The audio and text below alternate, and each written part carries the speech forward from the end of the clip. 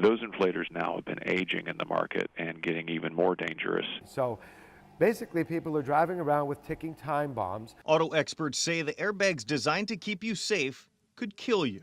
Since 2008, more than 37 million vehicles with 50 million airbags have been subject to the Takata airbag recall, but only a fraction of car owners have acted, with nearly 60% of inflators untouched. At this point in the U.S., there have been at least 15 people killed, over 180 people injured in relation to rupturing Takata airbag inflators. So this is the actual business side of the airbag.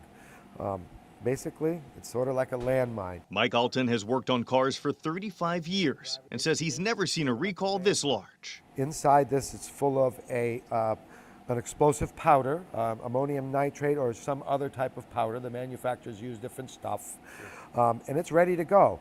It's got an electrical connection in the back, and when a power and ground is applied to this, it actually ignites it, just like a model rocket igniter or maybe the igniter on your gas grill.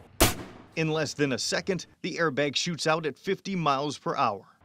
Unfortunately, in many of the Takata airbags, shrapnel does too.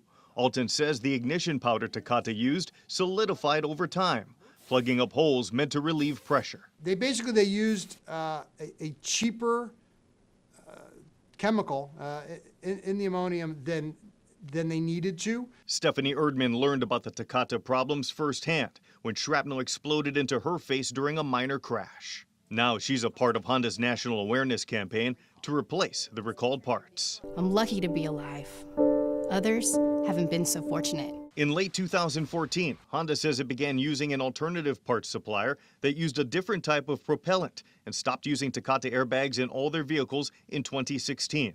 That one automaker says it's changed between 60 to 70% of airbags in its vehicles. In all, 33 car manufacturers were affected by the Takata recall and 181 different model vehicles dating from 2001 to 2017. Other manufacturers, unfortunately Ford and GM being primary amongst the two, have been slower to react and have worked, let's say, not as quickly as we would like to see them work, because they seem to think that if they drag this out, maybe it'll take a little bit longer and maybe they can get away with slowing down the process of the replacement. In January of 2017, Takata was ordered to pay $1 billion to victims of the faulty airbags and to car manufacturers for replacements.